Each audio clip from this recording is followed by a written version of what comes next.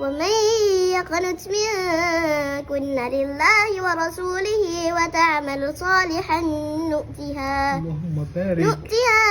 أجرها مرتين وأعتدنا لها رزقا كريما. يا نساء النبي لستن كأحد من النساء إن اتقيتن فلا تخضعن بالقول فيطبع الذي في قلبه مرض وقلن قولا معروفا.